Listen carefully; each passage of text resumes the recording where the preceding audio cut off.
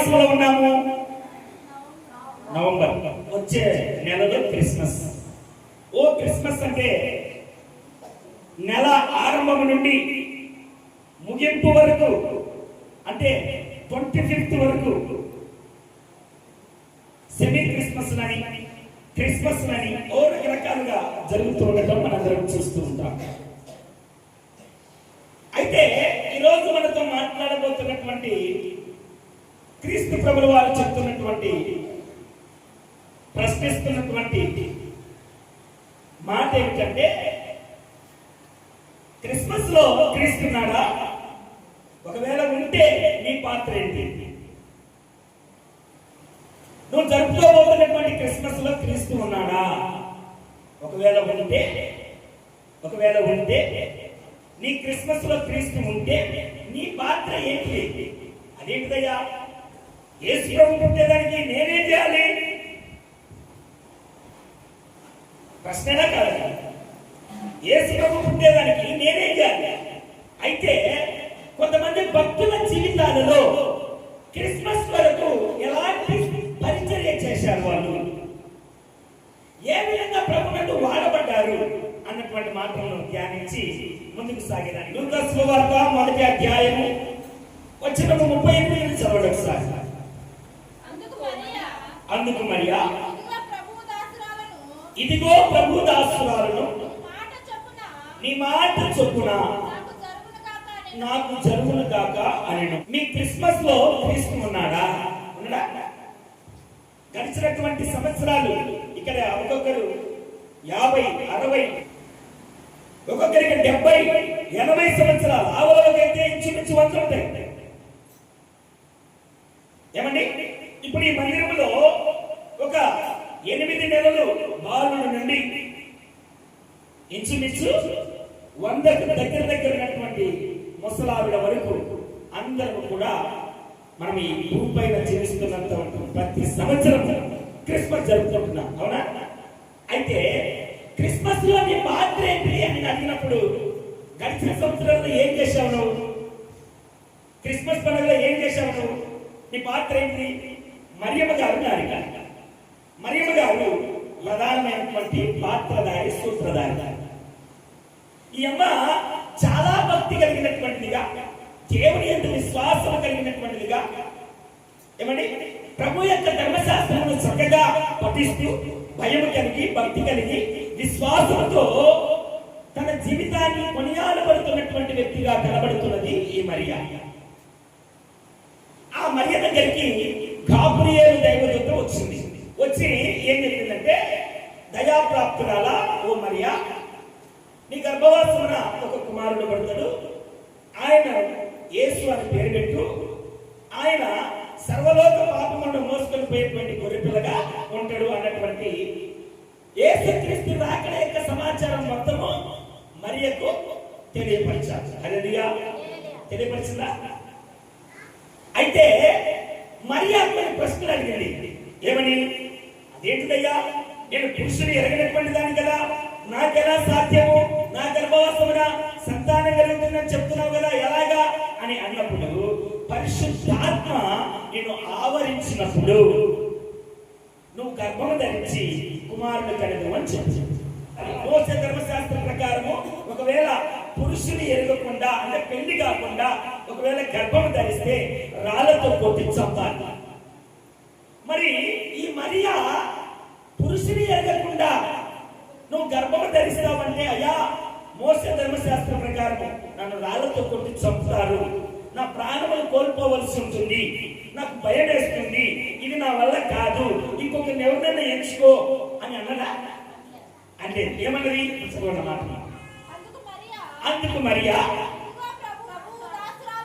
ఇదిగో ప్రభు యొక్క దాసురాలను, నీ మాట చొప్పున నాకు జరుగును గాక అని చెప్తుంది. అంటే ఈ జరగబోతున్నటువంటి విపత్తు అంతా కూడా మరియమ్మకు తెలియదట్లా. ఆల్రెడీ ఆమె ధర్మశాస్త్రంలో నికార్సుగా అనుసరిస్తున్నటువంటి బిడ్డే కదా, నీతి న్యాయములతో అనుసరిస్తున్నటువంటి బిడ్డే కదా, అందుకే కదా తల్లి దూత మరియను చూస్ చేసుకున్నాడు. ఇప్పుడు మరి ఆ మరియమ్మకు తెలియదా ఈ శ్రమ ఉంటుంది అని? ఇదంతా తెలియదా మరియమ్మకు? తెలుసు. అయినా కూడా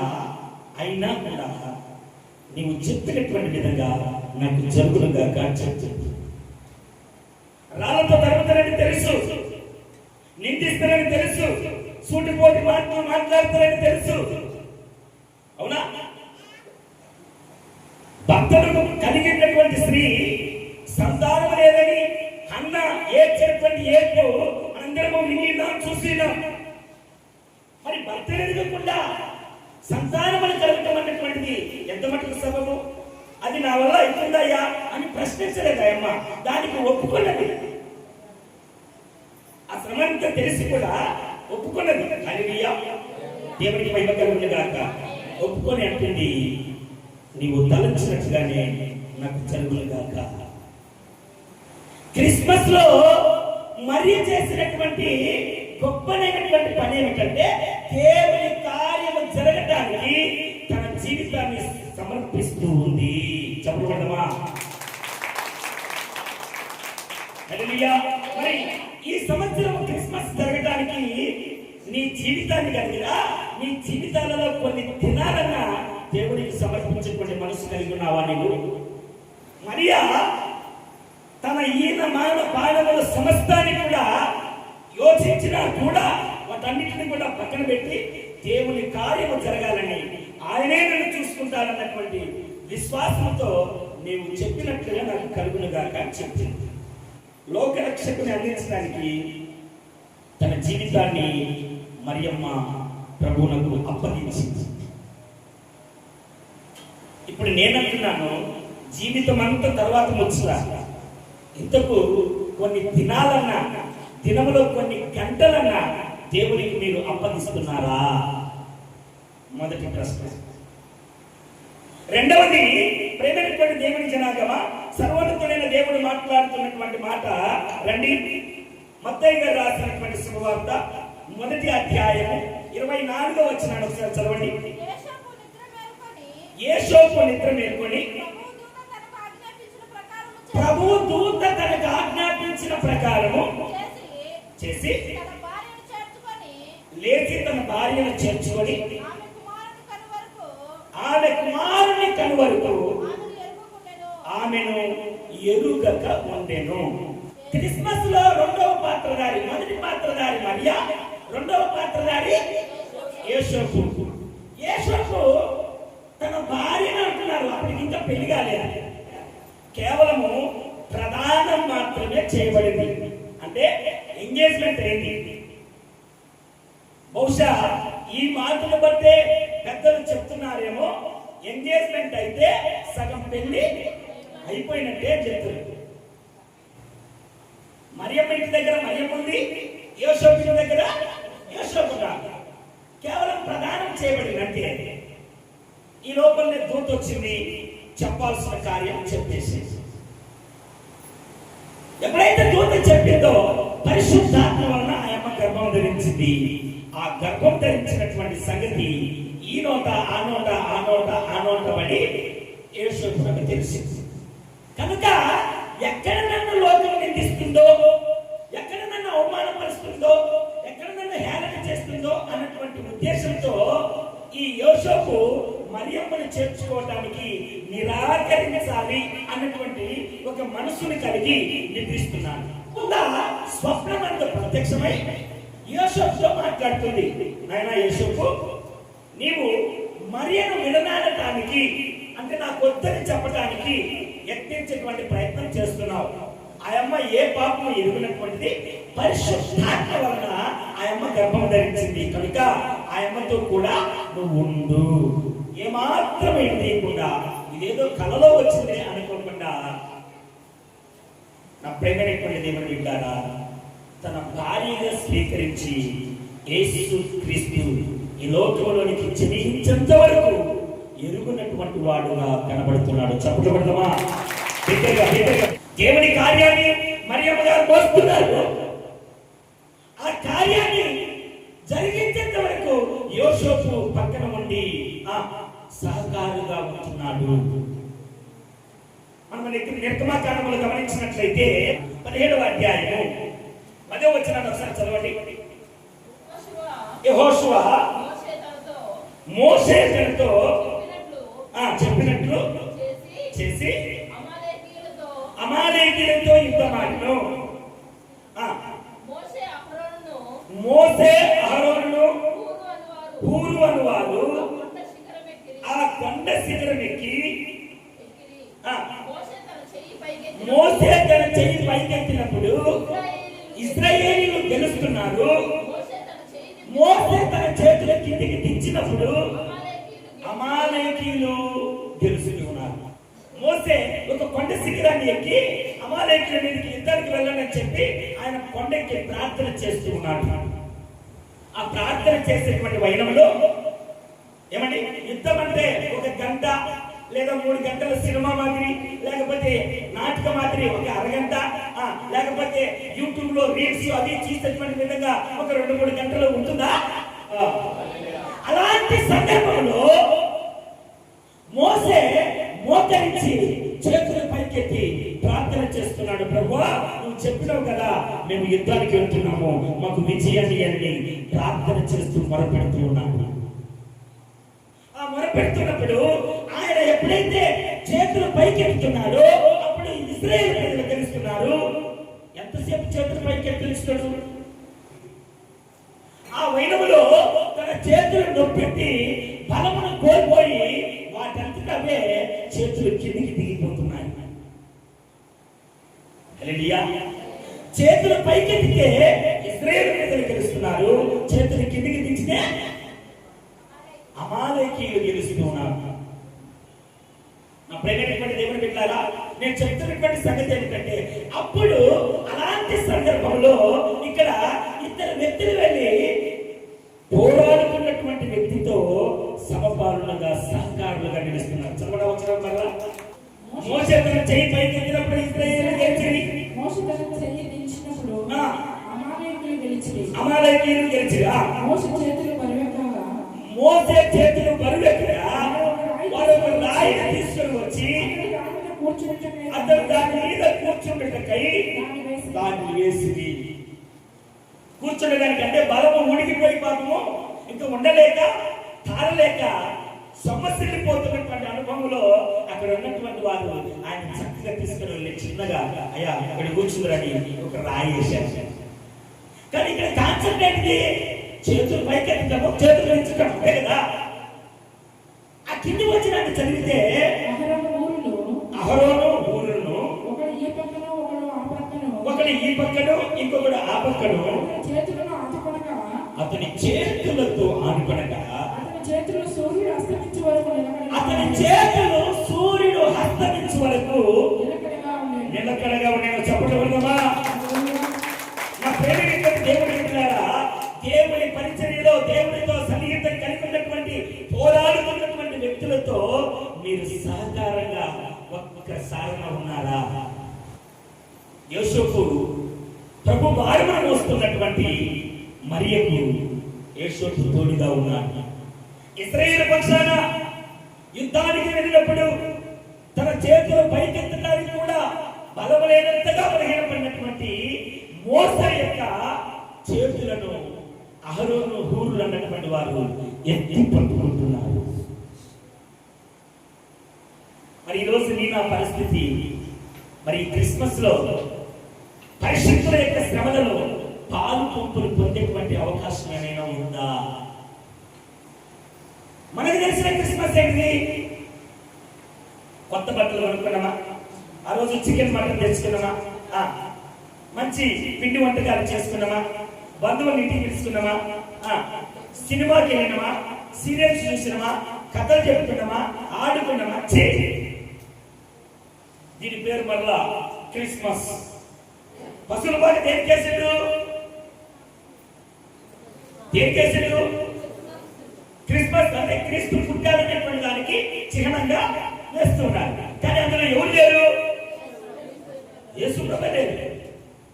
అలాగే మన జీవితాల్లో కూడా క్రిస్మస్ లో అన్ని ఉంటాయి, కానీ ఏముండదు? యేసు ప్రభు ఉండదు. మన జీవితాల్లో డాన్స్ ఉండదా? స్కిట్ ఉంటాయి, అన్ని ఉంటాయి.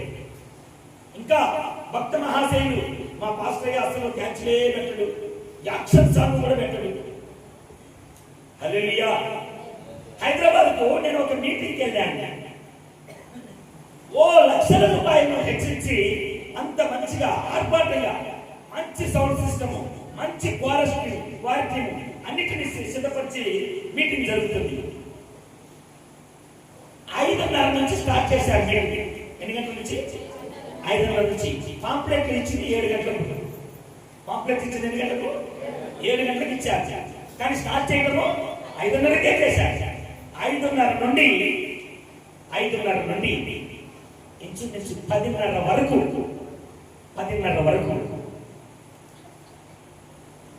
8:30 లోపల సేవకులు వచ్చి, వాక్యానికి పిలవబడినటువంటి సేవకులు వచ్చి స్టేజ్ మీద ఉన్నారు.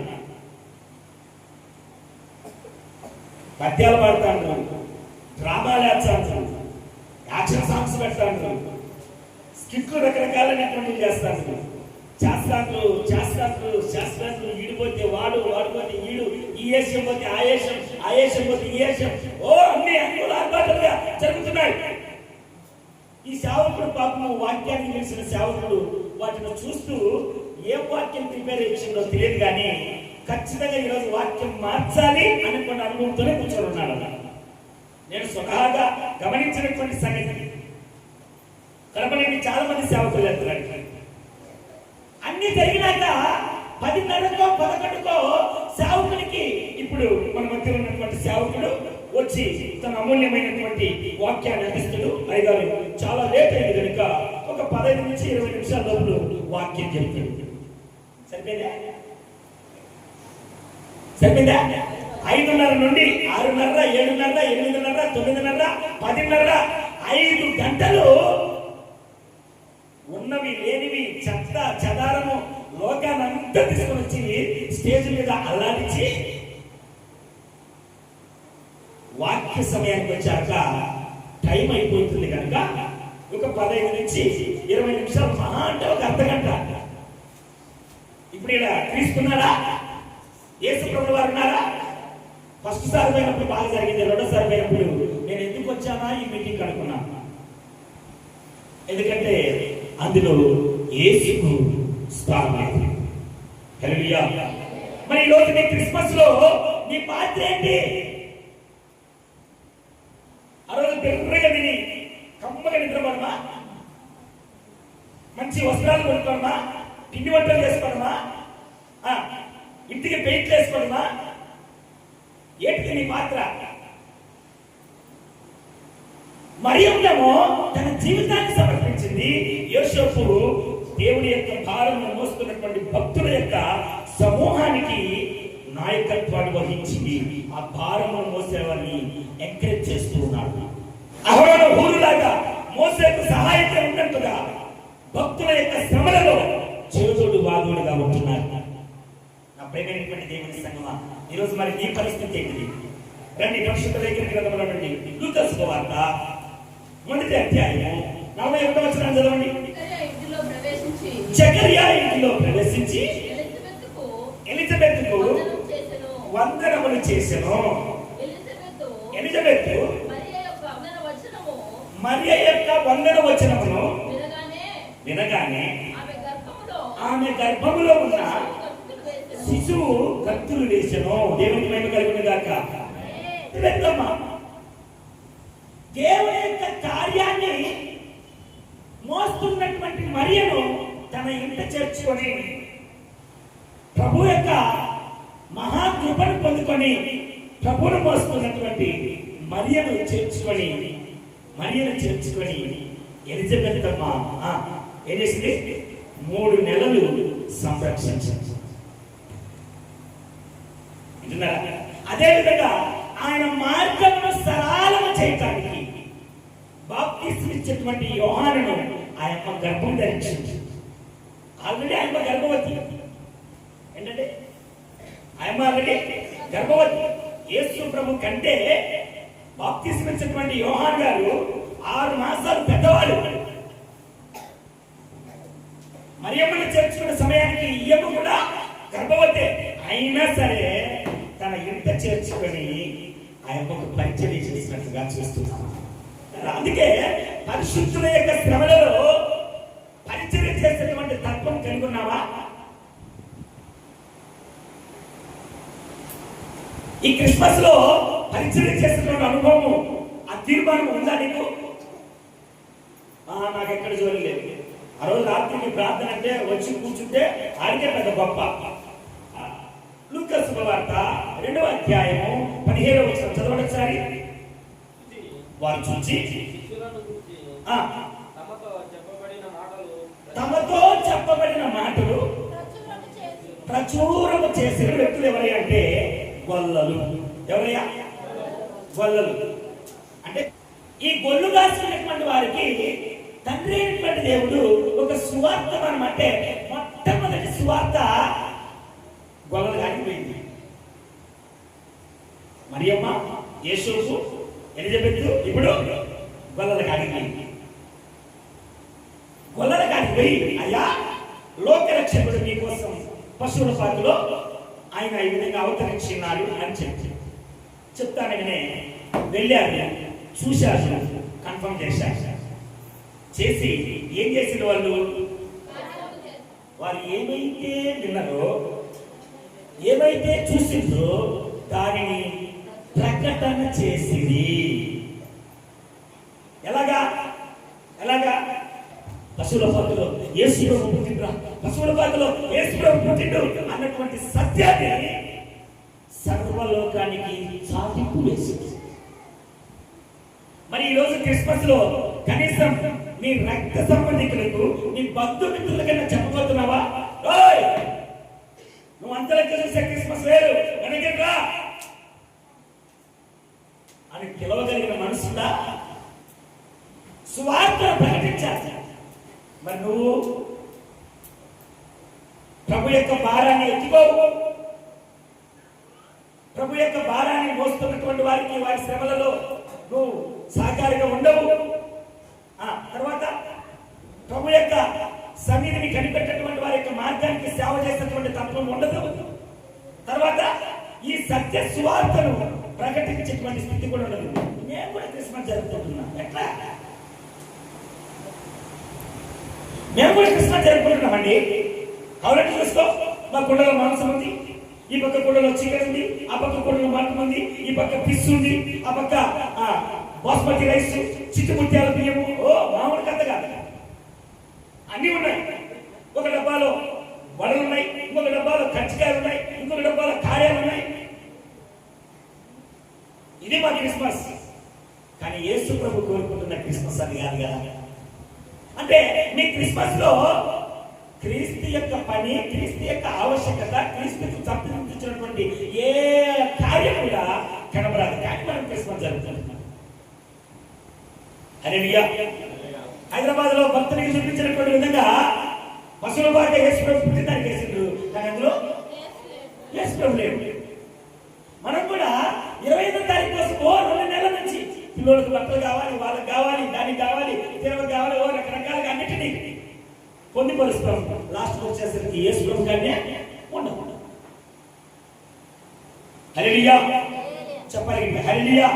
నా ప్రేమైనటువంటి దేవుని బిడ్డలారా, హైదరాబాద్ లో ఒక మంచి డబ్బు కలిగినటువంటి వ్యక్తులు, ఇద్దరు భార్య భర్తలు, తమకు కొడుకు పుట్టాడు. కొడుకు పుట్టే మంచి ఆఫీసర్. ఆ ఫంక్షన్ చేయాలన్నటువంటి ఉద్దేశంతో పాపం మంచిగా అన్నిటినీ ఆ పార్టీలో నాన్ వెజ్ ఎన్ని రకాలు అన్ని రకాలు తెప్పించేసి తమ స్నేహితులందరినీ కూడా పిలిపించారు. మంచిగా మందు మాకు అన్నిటితో బాగా ఎంజాయ్ చేస్తున్నారు. అందులో ఒక ఆవిడ దరిద్రానికి ఆ అమ్మ దగ్గరికి వెళ్ళి ఇప్పుడు దానికి నేనున్నాను అనుకున్నాను, నా కొడుకు పుట్టినరోజు అని చెప్పాడు. మరి నీ కొడుకు ఎలా అంటే వాయమ్మ వాడు పెద్ద అల్లరోడు, ఒక్కడమైన ఏడుస్తా డిస్టర్బెన్స్ చేస్తాను, అందుకని వాళ్ళ నాయనమ్మ దగ్గర పెట్టి వచ్చిన అన్నాడు. ఎలా పెట్టి వచ్చిందంట? ఇంటి దగ్గర వాళ్ళ నాయనమ్మ దగ్గర పెట్టి వచ్చిన. వానికి మంచిగా బిస్కెట్లు అవన్నీ చెక్ చేసి వాళ్ళ నాయనమ్మ కూడా మంచి బిర్యానీ అన్నింటికి ఎన్ని తీసుకుని అది పెట్టి అది ఇచ్చేసి వచ్చిన. మరి జరుగుతుంది పార్టీ దేనికోసం? పిల్లలు బర్త్డే కోసమే కదా. కానీ ఆ బర్త్డేలో ఎవరు లేరు. అప్పుడే మన యొక్క ప్రార్థనలు కానీ, మన విజ్ఞాపనలు కానీ, మన యొక్క పండుగ కానీ అన్ని కూడా అట్లే ఉంటాయి. నీ క్రిస్మస్ లో తీస్తున్నాడా? అన్నాడా? దేవునికి మహిమ కలుగును గాక. మరి క్రీస్తు ఉంటే నీ పాత్ర ఏంటి? మరియమ్మ పాత్ర తన జీవితాన్ని అర్పించింది. యేసపు పాత్ర పరిశుద్ధుల శ్రమలలో పాల్గొనగా ఉన్నాడు. ఎలిజబెత్ పాత్ర పరిశుద్ధులకు పరిచయం చేసేటువంటి వ్యక్తులుగా కనబడుతుంది. కాపరులు, గొర్రెల కాపరులు సువార్తమానమును ప్రకటించేటువంటి బిడ్డలుగా కనబడుతున్నారు. క్రిస్మస్ లో నీ పాత్రలో నువ్వు ఏం చేస్తున్నావు అంటే భక్తులు చేస్తున్నటువంటి కొన్ని కార్యకలాపాలు చెప్తున్నాను. అండి పరిశుద్ధ లేఖన గ్రంథంలో నుండి మత్తయి సువార్త 2వ అధ్యాయం 2వ వచనం చదవండి సార్. యూదుల రాజుగా పుట్టినవాడు ఎక్కడ? తూర్పు దిక్కున. ఆయన నక్షత్రమును చూసి ఆయనను పూజింపవచ్చుమని చెప్పిరి. చెప్పడం ఒకసారి. ఇప్పుడు ఎవరు వచ్చిన పెద్ద మనుషులు ఎవరయ్యా అంటే తూర్పు దేశపు జ్ఞానం. తూర్పు దేశపు జ్ఞానులకు యేసుక్రీస్తు పుట్టాడని ఎవరు చెప్పారు? తూర్పు వచ్చి చెప్పిరా? మనుషులు పోయి చెప్పిరా? లెటర్ వేసిరా? ఎవరు చెప్పారు? వారు గ్రంథములను పరిశీలించుచుండగా ఆ గ్రంథములో దేవుని కొరకై ముందుగానే ప్రవచింపబడినటువంటి నక్షత్రము తూర్పు దేశపు జ్ఞానులకు దారి చూపించింది. చెప్పగలరా? మరి నీ గ్రామంలో ఉన్నటువంటి ప్రజలకు మందిరం దారిలో చూపిస్తున్నావు. వాళ్ళేమో యేసుక్రీస్తు పుట్టాడని ప్రకటన చేశారు. నక్షత్రం ఏం చేసింది? యేసుక్రీస్తు ఎక్కడున్నాడో నేరుగా ఆడికి వచ్చేలాగునా దారి చూపించింది. కనీసం ఒంటరిగా రక్షణ పొందినటువంటి స్త్రీలు మీ భర్తల కన్నా మీరు దారి చూపిస్తారా పండుగ రోజు కనీసం మందిరానికి? పురుషులు మీ భార్యలకు మార్గాన్ని చెప్తారా? ఇదిగో ఇట్లా క్రిస్మస్ పండుగ దగ్గర జరుగుతుందండి. కానీ మనం క్రిస్మస్ జరుగుతుంది. నాతో ఒక సిస్టర్ అన్న ఏమంటే అక్క ఎందుకక్క అన్నం వస్తావు పిల్లలు ఎందుకు తీసుకురానంటే వాళ్ళకి ఖాళీ ఉండేది ఆదివారం పాస్టర్ అయ్యా, వారం అంతా బడిపోతారు వాళ్ళు, ఆదివారమే అందుకే రామంటారు వాళ్ళు. హల్లెలూయా అమ్మా ఉన్నారా ఇక్కడే? హల్లెలూయా. ఏమ్మా మీ పిల్లలు రాలేదంటే ఏంటంట ఆదివారం కాబట్టి ఆ ఒక్కరోజు సెలవు ఉండేది, అందుకని రాదు. ఈ రోజు రాదు. అది పెరుగుతుంది, పెద్ద అయిపోయింది, మొక్క అయిపోయింది, మొక్క నుంచి మానైంది. ఇప్పుడు ఇంటిదా మత్తు చేసినప్పుడు అవాంతరం ఎదురైనప్పుడు ఎంత కన్నీరు కాచిన దేవుడు ఆలోచించదు. పైనేమో స్టార్, లోపలేమో బాల్. మన ఆయనకు చిన్న అలవాటు ఉందండి. ఎప్పుడు పండుగ పబ్బులకు మామూలు ఆయన ఈ చర్చికి పోయాడు తెచ్చాడు దరిద్రానికి. మళ్ళా నాయన తారీఖ సస్తవరాలు చెప్పేటువంటి వ్యక్తే పండుగ కూడా కదా ఆయన తెచ్చిస్తాడు. ఎందుకు పోదిందేదన్నా కార్యం ఏంటన్నా చనిపోయింది కదా. నుండి మరొక మాట చదువుతాను, ముందుకు సాగడానికి ప్రయత్నం చేద్దాం. మత్తయి సువార్త 2:11 చదవండి. వారు నక్షత్రమును చూసి అత్యానందభరితులై ఎక్కడికి వచ్చారు? ఇంటిలోనికి వచ్చి తల్లి అయిన మరియను ఆ శిశువును చూసి సాగిలపడి ఆయనను పూజించి తమ పెట్టెలను విప్పి బంగారమును సాంబ్రాణిని బోలెమును కానుకలుగా ఆయనకు సమర్పించింది. చెప్పడమా గట్టిగా గట్టిగా గట్టిగా. తూర్పు దేశం జ్ఞానులు యేసును కనుగొన్నారు. ఏమేమి తెచ్చారు? బంగారు, సాంబ్రాణి, బోలము. ఈ ప్రభువుకు సాష్టాంగపడి పూజించారు, ఆరాధన చేశారు. ఇప్పుడు మీ జీవితాలలో క్రిస్మస్ ఉందా లేదా? ఉందా? మాట్లాడరే. క్రిస్మస్ లో వారి భాగస్తులా కాదా? వారి భాగస్తులు. మనము మన చుట్టుప్రక్కల ఎంతమంది రక్షణ లేకుండా సస్తున్నా సరే మనకు చెమ్మగిలినంత సుఖం కూడా ఉండదు. కానీ వాక్యం ఏం చెప్తుంది? పాపముల చేతను అపరాధముల చేతను చచ్చినటువంటి అనుభవంలో అగ్నిలో కాలుతున్నటువంటి వారిగా ఉంటే అగ్నిలో నుంచి లాగినట్లు కొందరినైనా మీ సువార్త ద్వారా రక్షించండి వాక్యం చెప్తుంది. నా ప్రియమైనటువంటి దేవుని జనాంగమా, ఈరోజు నీ క్రిస్మస్ లో ఇతను క్రీస్తున్నాడా? నీ క్రిస్మస్ లో క్రీస్తు ఉన్నాడంటే లేడంటే ఎట్లా లేదు నా క్రిస్మస్ లో క్రీస్తు అని ప్రశ్నించుకున్నటువంటి ప్రశ్నలు ఇవన్నీ కూడా. మరియమ్మ జీవితం అయితేనేమి, యేసోపు జీవితం అయితేనేమి, ఎలిజబెత్తమ్మ జీవితం అయితేనేమి, అవునా, గొల్లల జీవితంలో అయితేనేమి, తార జీవితంలో అయితేనేమి, జ్ఞానుల జీవితంలో అయితేనేమి, వాళ్ళందరూ క్రిస్మస్ కలిగి ఉన్నారు, క్రీస్తు కలిగి ఉన్నారు. వారు జరుపుకుంటున్నటువంటి క్రిస్మస్ లో క్రీస్తు ఉన్నారు, కనుగొన్నారు, పూజించారు, ప్రకటన చేశారు, ఆదరించారు, హక్కులు చేర్చుకున్నారు, వారును భరించారు. కానీ మనము ఇవేమి ఉండవు, క్రిస్మస్ పండుగ. హల్లెలూయా. ఒక్కసారి మోకరించి ప్రభువా, ఈ సంవత్సరం అన్నా నా క్రిస్మస్ లో నువ్వు ఉండాలి ప్రభువా అని చెప్పి ప్రార్థన చేస్తూ ముందుకు సాగుతా. దేవుడి మాటలను దీవించును గాక. మన జీవితాల్లో క్రీస్తు ఉండును గాక. మన క్రిస్మస్ పండుగలలో మన పాత్రను సవినయంగా వాడబడును గాక.